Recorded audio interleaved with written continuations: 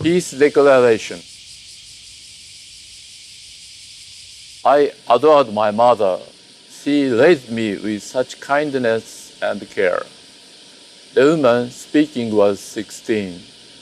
When she left home carrying the lunch her mother had lovingly prepared, she never imagined it would be their final parting. Summer, 77 years ago. That morning, without warning, the first nuclear weapon was dropped and detonated over humanity. Standing near Hiroshima Station, the girl saw a terrifying flash. Then came a thunderous roar.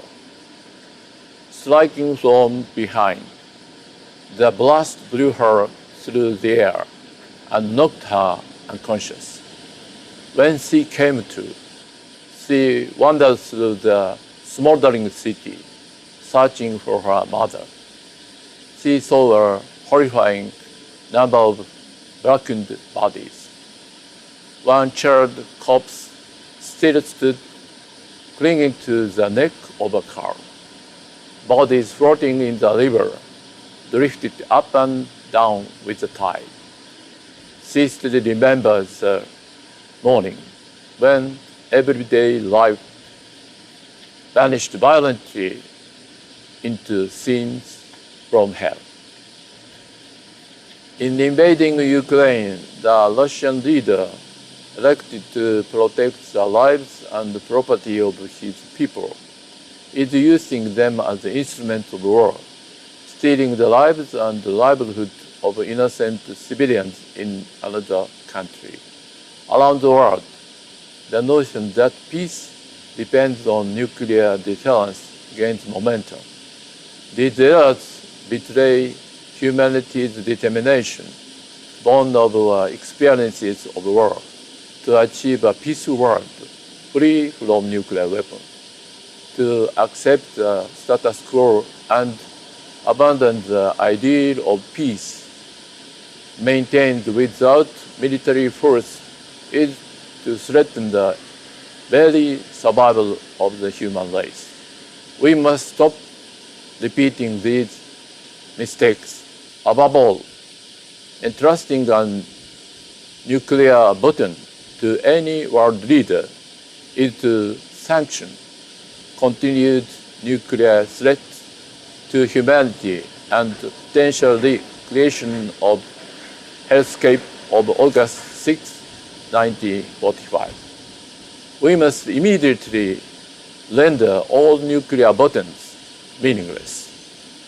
Must we keep tolerating self-centeredness that threatens others even to the point of denying their existence?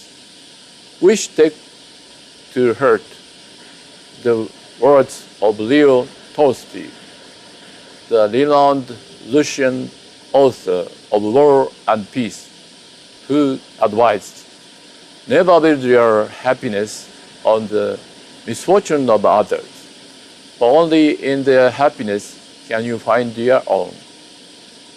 Earlier this year, the 5 nuclear weapon states issued a joint statement. Nuclear war can't be won and must never be fought. They further declared their intent to remain committed to our nuclear non-proliferation treaty obligations. Having issued such a statement, why do they not attempt to fulfill their promises? Why do some even hint at using nuclear weapons? The nuclear powers must act now to build bridges of trust among nations, rather than treating the world without a nuclear weapon like a distant dream.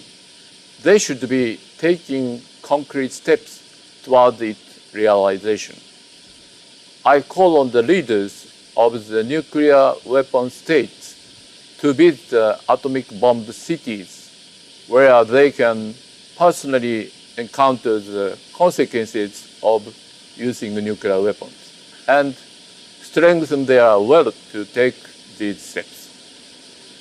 I want them to understand that only sure way to protect the lives and property of their people is to eliminate nuclear weapons. I fervently hope that the leaders who attend the G7 summit in Hiroshima next year will reach this conclusion. With the Hibakusha's will to peace at our core and inheriting the never give up spirit of Hibakusha leader Tsuboi Sunao, who dedicated his life to the cause. Hiroshima will continue striding toward nuclear weapons abolition, however odious the path. Mayors for Peace, now a network of 8,200 peace cities around the world, will hold its 10th General Conferences in Hiroshima this year. That conference will work towards a civil society in which each and every citizen shares the conviction that happy lives require an end to war, an end to armed conflict, and an end to life-threatening social discrimination. In that pursuit, we will intensify cooperation among our peace-minded member cities to promote a culture of peace that rejects all forms of violence.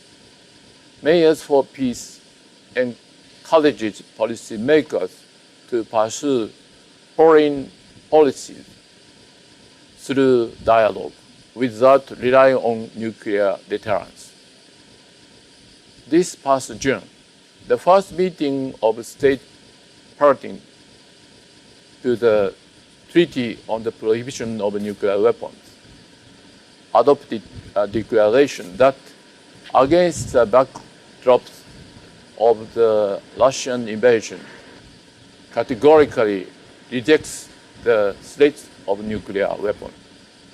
With nuclear weapons dependent states participating as observers, the meeting specifically stressed that the TPNW contributes to and complement that NPT.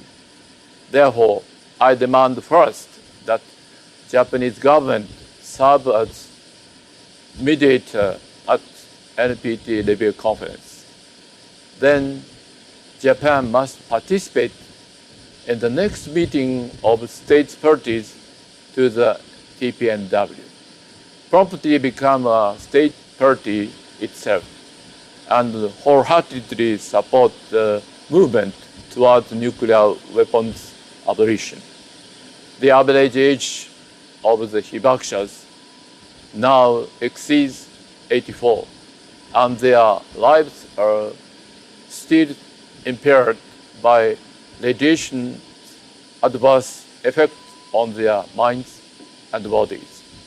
Thus, I further demand that the Japanese government emphasize with their suffering to better offer them enhanced support measures.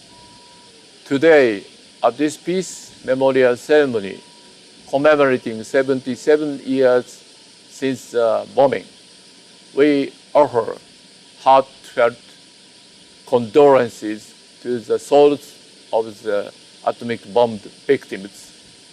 Together with Nagasaki and like-minded people around the world, we pledge to everything in our power to abolish nuclear weapons and light a way toward lasting world peace. August 6, 2022, Matsui Kazumi, Mayor, the city of Hiroshima.